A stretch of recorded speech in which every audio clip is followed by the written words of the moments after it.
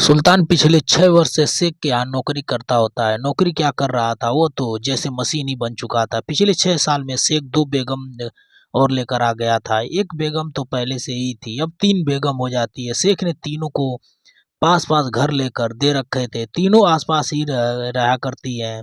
सुल्तान एक पाकिस्तानी लड़का था और सुल्तान का काम था कि तीनों बेगम की सेवा करना। जैसे वो बोलती थी वैसा करना।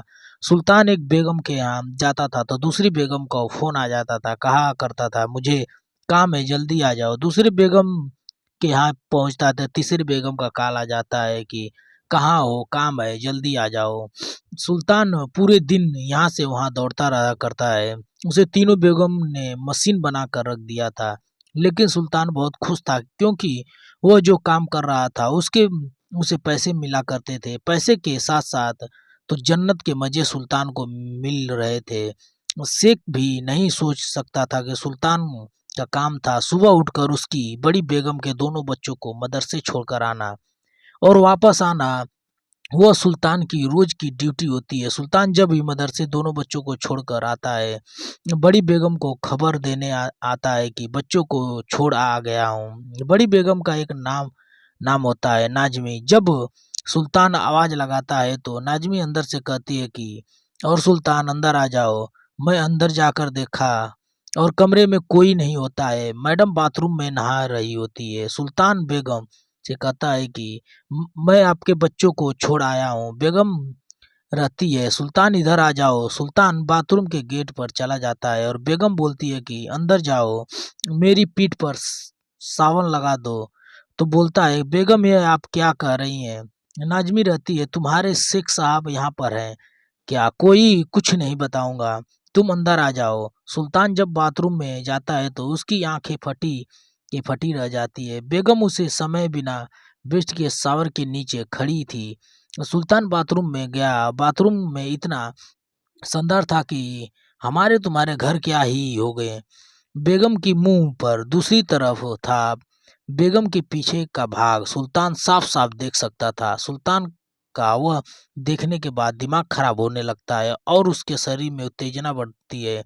जैसे तैसे कर रहा होता है। वो साबुन लेकर बेगम के पीठ पर मसलने लगता है। बेगम वहां पर मजा लेने लगती है और सुल्तान से कहती है कि आराम से लगाओ, जल्दी कहाँ की है। सुल्तान जब पीठ पर साबुन लग रहा होता है तो बेगम और नीचे नीचे बोलकर उसे पूरे शरीर में साबुन लगवा लेती है और पूरी बॉडी पर साबुन लगवाती है और बोलती है कि शावर शुरू कर दो। शावर शुरू होते ही सुल्तान बीवी में लगता है और दोनों पानी में भीग जाते हैं और सुल्तान के से शरीर संबंध बनाने की बोलती है। सुल्तान मन करता है नहीं, शेख साहब को पता चल जाता है तो मुझे क्या क्या बोलेंगे। सुल्तान भाग जाता है और उसके साथ शारीरिक संबंध बना लगता है। उसके बाद कमरे में तरह तरह की आवाजें आने लगती है। उस घर में यह सब सुनने वाला कोई व्यक्ति नहीं था और यह पहली बार हुआ था कि सुल्तान ने बेगम के साथ शारीरिक संबंध बनाए थे। यह सिलसिला जल्द ही खत्म होने वाला नहीं था क्योंकि यह बात तो छोटी बेगम को पता चल जाती है। इसके बाद सुल्तान के साथ जो होने वाला था, सुल्तान की भी बड़ी कांप गई थी। बताऊंगी पूरी घटना विस्तार से, बने रहिएगा वीडियो में। नमस्कार दोस्तों, आशा करता हूं कि आप सभी लोग अच्छे होंगे। आ चुकी हैं एक और अच्छी सच्ची घटना के साथ। चैनल को सब्सक्राइब करें, वीडियो को लाइक करें। जैसे स्थान से भी यह वीडियो देख रहे हैं वहाँ का नाम कमेंट बॉक्स में जरूर लिखें। अब बेल आइकन को प्रेस करें। चलिए चलते हैं डायरेक्ट कहानी पे। सुल्तान पिछले 6 से शेख के यहाँ नौकरी कर रहा था। जब से वो गया था वो शेख के यहाँ पर नौकरी करता है। सुल्तान पढ़ा लिखा हुआ काम, लेकिन वो सभी काम कर लिया करता था। इलेक्ट्रिशियन, प्लम्बिंग, मार्केटिंग से सामान लाना और काम पर लिया करता था। शेख सुल्तान से काफ़ी खुश था, उसे मानता था। सुल्तान जब शेख के पास नौकरी करने लगा तभी उसकी एक ही बेगम थी और उसके 2 बच्चे थे, 8 साल का और 4 साल का। सुल्तान कौशिक के पास नौकरी करते हुए दूसरा साल हुआ था। वह दूसरी बेगम ले आता है। देखते ही देखते तीसरा साल भी गुजर जाता है और शेख की तीसरी बेगम जाता है और तीसरी बेगम की उम्र 21 साल थी और शेख की उम्र लगभग 50 साल होने वाली थी। दोस्तों, जैसे जैसे शेख की बेगम में बढ़ती जा रही थी, वैसे वैसे सुल्तान का काम भी बहुत ज़्यादा बढ़ने लगा था। सुल्तान सभी बेगम को काम किया करता था, चाहे बच्चों लाना हो, चाहे मार्केट से सामान लाना हो, या फिर कहीं आना जाना हो, फिर जान सभी काम सुल्तान किया करता था, क्योंकि शेख को फुर्सत ही नहीं थी कि सुल्तान रोज बच्चों को मदरसे छोड़कर आता था। एक दिन की बात है, सुल्तान बच्चों को मदरसे छोड़कर आता है और बड़ी बेगम को बताने आता है कि बच्चों को छोड़ दिया। तो वो देखता है कि बड़ी बेगम रो रही है। सुल्तान बेगम से पूछता है कि क्या हुआ, क्यों रो रही हो, किस बात पर। बेगम जवाब देती है कि तुम्हें मेरे पास मतलब। सुल्तान को महसूस हो जाता है कि मैं गलत पूछ लिया, नहीं पूछना चाहिए था। जैसे सुल्तान वहां से जाने लगता है, सुल्तान का हाथ बड़ी बेगम पकड़ लेती है और उसके को खींच कर अपने पास बैठा लेती है। सुल्तान से बोलती है कि सुल्तान, मेरे यहाँ पर कोई नहीं है जिससे कि मैं अपने बातें कर सकूं, मैं अपना दुख बता सकूं। आज तुमने मेरे से यह बात पूछी और मैं अब अपने आप को रोक नहीं पाऊंगी। सुल्तान, तुम इस बात पर जरा भी यकीन नहीं करोगे कि जिस दिन से यह दूसरी बेगम आई है, दूसरा बच्चा हुआ है, वो आखिरी दिन के बाद अपने पति का सुख नहीं भोग पाई हूँ, तो तीसरी बेगम भी आ गई है। शायद मेरे सपने ही रह जाएंगे। सुख भोगना चाहती थी, वो सुख मुझे भी कभी नहीं मिल पाएगा। ना ही इतने बड़े शहर में कहीं बाहर जाती हूँ, ना किसी से मिल सकती हूँ। मैं अपना दुख बताऊं तो कैसे बताऊं, अपनी बातों बताऊं तो किसको बताऊंगी। मैं अपनी सभी जरूरतें कैसे पूरी करूं, अपने माँ का कैसे करूं। बेगम बहुत ज्यादा रोने लगती है। सुल्तान से लिपट कर दोनों आपस में एक दूसरे के साथ लिपट जाते हैं। रोते रोते बड़ी बेगम सुल्तान की पीठ पर हाथ चलाने लगती है। बेगम रोते रोते कब उसके साथ शारीरिक संबंध बनाने लगती है पता ही नहीं चलता। बेगम उठकर दरवाजा बंद कर देती है और दोनों एक दूसरे के साथ इस तरह शारीरिक संबंध करते हैं कि वो खो जाते हैं कि जब यह काम शुरू हो जा गया, जब जब भी उसे मौका मिल जाया करता था, वो उसके साथ शारीरिक संबंध बनाया करती है। ऐसे लगातार चलता रहता है, बहुत अच्छे से यह सब चल रहा होता है। एक दिन सुल्तान के पास छोटी बेगम का कॉल आता है।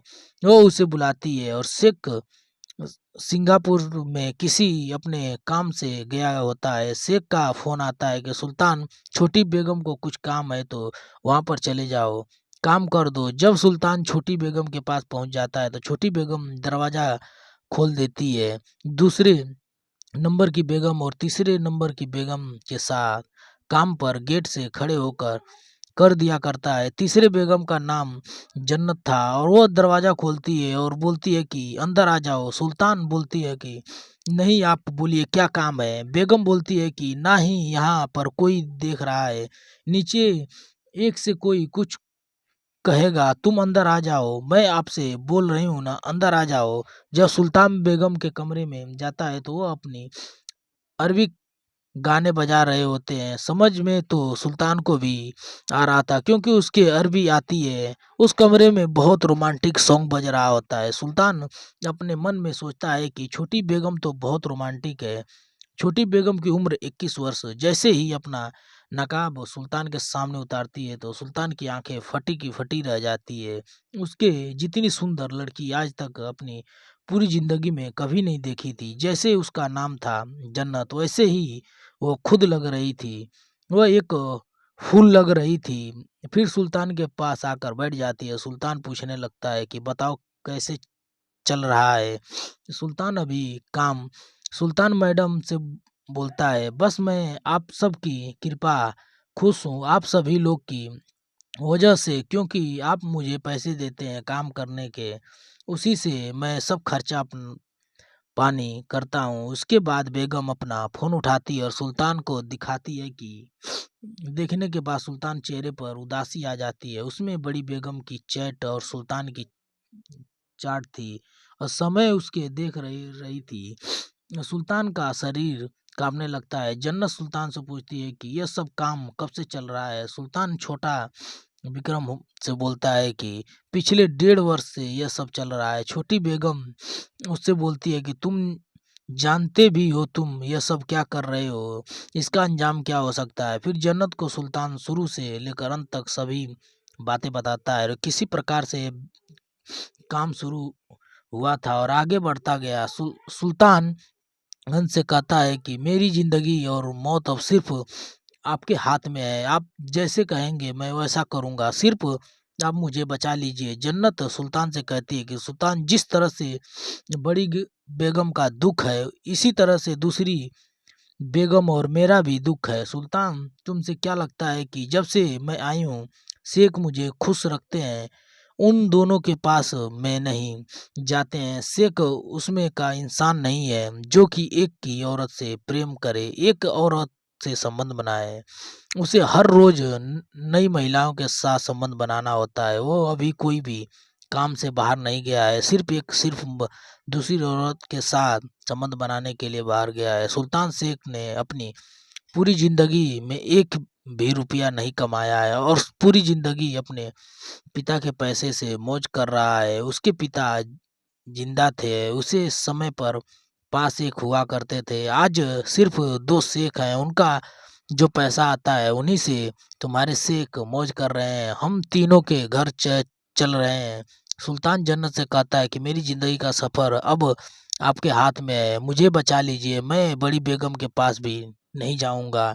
इस बात पर जन्नत रहती है और अरे नहीं, ऐसी कोई बात नहीं है, तुम जो कर रहे हो वो करते रहो, अब इसके अलावा जो कहूंगी वो करना। सुल्तान हैरान हो जाता है और बोलता है कि बोलिए हुकुम, जो आप तुम बड़ी बेगम के साथ कर रहे हो वो काम मैं तुझसे लूंगी, लेकिन एक काम है, वो मैं तुम्हें बाद में बताऊंगी, अभी तो तुम वो काम करो जो बड़ी बेगम के साथ करते हो। सुल्तान कहाँ पीछे हट रहने वाला। सुल्तान जन्नत से अपनी बेडरूम में ले जाती है और सुल्तान से जन्नत के बीच शारीरिक संबंध बनता है। शारीरिक संबंध करने के बाद जन्नत सुल्तान से कहती है कि अब मैं बता तुम्हें बताने वाला हूँ, वह बहुत ध्यान से सुनना। यह बोलती है कि तुम अपने मदद करनी होगी, शेख साहब को दुनिया से विदा करने का अंजाम तुम्हें देना होगा। सुल्तान जन्नत से कहता है कि छोटी बेगम, आप तो मुझे बचाने की बात कर रही हैं, लेकिन आप मुझे यहाँ से मरवाना चाहती हैं, मैं जिंदा बचूंगा ही नहीं। बेगम बोलती है कि घबराओ मत, तुम्हें कुछ भी नहीं होगा, सभी काम हम लोग प्लानिंग के साथ करेंगे। इस काम से बड़ी बेगम मछली बे, बेगम भी हमारे साथ रहेगी और अगर हमें अपने बच्चों के भविष्य बचाना है तो अपनी जिंदगी आगे जीने की यह कार्य करना पड़ेगा। शेख साहब की मृत्यु बहुत जरूरी है, अगर ऐसा नहीं हुआ तो यह सभी पैसा मौज मस्ती में उड़ा देगा, बचे हुए शेख भी बिक जाएंगे, इसके बाद हम कहीं का नहीं रह पाएंगे। यह सब बातें होने के बाद तीनों बेगम और सुल्तान बैठकर बातें करते हैं, प्लानिंग की जाती है। शेख वहां से लौट कर आया गया तो जन्नत से शराब के नशे में कर देगी। शेख जब वापस लौट कर आता है तो जन्नत के पास जाता है, क्योंकि उसे अभी नई नई शादी हुई है, बहुत खूबसूरत थी, क्योंकि बाकी तो बेगम पुरानी हो चुकी थी। ऊपर दो मंजिल के मकान में दोनों लोग बैठकर शराब पी रहे होते हैं। जन्नत उसे इतनी शराब पिला देती है कि वह नशे में हो जाता है। उसके बाद जन्नत शेख को किसी बहाने से नीचे लाने का बहाना करती है और सुल्तान उसी वक्त वहीं पर मौजूद था। सुल्तान ने इंतजार कर रहा था कि जन्नत के इशारे का। जन्नत वीडियो वीडियो से शेख के नीचे लेकर जाती है और पीछे से सुल्तान आता है और धक्का दे देता है। शेख सीढ़ियों के नीचे लुढ़कता हुआ जाता है, बहुत बुरी तरह से उसका खून बहने लगता है, लेकिन शेख की मृत्यु अभी नहीं हुई थी। उसके पास सुल्तान अपने कंधे पर उठाकर उसे लेकर जाता है और फिर से नीचे फेंक देता है। यह कार्य तब तक किया जाता है तब तक शेख की मृत्यु न हो जाती। इसके बाद वो कुछ प्लानिंग के मुताबिक होता है, शेख की मृत्यु हो जाती है और पुलिस को कॉल की जाती है कि पहले शेख अस्पताल जाया जाता है। अस्पताल के डॉक्टर से मरा हुआ बता देते हैं। अब पुलिस तख्लिया करती है, पूरी तरह जांच पड़ताल करती है। ये एक एक्सीडेंट केस था कि ज्यादा शराब पीने के कारण शेख जीने से गिरकर उसकी मृत्यु हो गई। तीनों बेगम को ये बात पता थी कि सुल्तान अपने दिमाग से काम लेता है, अगर मैं यह पर ज्यादा दिन तक रुका तो यह लोग मुझे कभी फंसा सकते हैं। सुल्तान उन लोगों को वहां से जाने के लिए बोलता है, बेगम उसे रोकने के लिए बोलती है, मैं कुछ दिन अपने गांव वापस जाऊंगा, इसके बाद मैं भले ही वापस लौट आऊं। फिर बहुत अधिक पैसा सुल्तान को दिया जाता था। सुल्तान उन पैसों को लेकर अपने पाकिस्तान आ जाता है। सुल्तान को आए हुए 3 महीने हो चुके थे। सुल्तान के पास तीनों बेगम को फोन आ रहा होता है। सुल्तान को वापस बुलाती हैं, क्योंकि सुल्तान से तीनों बेगम की अपने सभी काम करवाना था। वो सुल्तान के साथ मजे करना चाहती थी। सुल्तान ने मन बना लिया था कि वो वापस लौट कर नहीं जाएगा। 3 महीने बाद कुछ ऐसा होता है कि सुल्तान के घर पर पुलिस आ पहुंच जाती है। सुल्तान को पहले ही पता चल चुका था कि उसके घर पर पुलिस आ रही है। सुल्तान वहां से गायब हो जाता है। बाद में पता चलता है कि दुबई की एविस ने पाकिस्तान की एविस से संपर्क किया और दुबई के सुल्तान के खिलाफ केस दर्ज हुआ है हत्या का, क्योंकि दुबई में उन तीनों बेगम के बीच उसकी जमीन ज्यादा के कारण झगड़ा हुआ था और यह बार पुलिस तक पहुंच गई थी। शेख की हत्या का मामला सामने आ गया था। इसके सामने नौकर सुल्तान का भी हाथ था। सुल्तान दुबई से पाकिस्तान वापस जा चुका था। दूसरा देश से व्यक्ति को पकड़ कर लाना इतना आसान बात नहीं है। सुल्तान से पूरी भाग जाता है। उसके बाद यह नहीं पता था कि सुल्तान पाकिस्तान में या किस अन्य शहर में यह थी। आज एक सच्ची घटना जो आपके लिए लेकर दोस्तों, इस आई कहानी को थी। सुनाने का उद्देश्य किसी को दिल को ठेस पहुंचाना नहीं, किसी को प्रकार की अनैतिकता या अश्लीलता को बढ़ावा देना नहीं, किसी की भावनाओं को ठेस पहुंचाना नहीं, किसी भी प्रकार के नशे या उससे संबंधित सामग्री को बढ़ावा देना नहीं है। इस कहानी का उद्देश्य समाज में हो रहे इस प्रकार के मुद्दे के प्रति जागरूकता लाना है। हम इस कहानी के माध्यम से शैक्षिक संदेश देना चाहते हैं कि इस प्रकार की मुद्दे की प्रति जागरूक रहें, सावधान रहें, सतर्क रहें। यदि कहीं भी आपको इस प्रकार की कोई भी कार्य दिखता है तो उसे खुद को वहीं अपने परिवार को सावधान रखें। कहानी पसंद आई है तो अपने दोस्तों और रिश्तेदारों को भेज दें दीजिए। चैनल को सब्सक्राइब कर दीजिए, वीडियो को लाइक कर दीजिए। मिलते हैं आपको ऐसी एक नई कहानी में। तब तक के लिए नमस्कार, जय हिंद, जय भारत।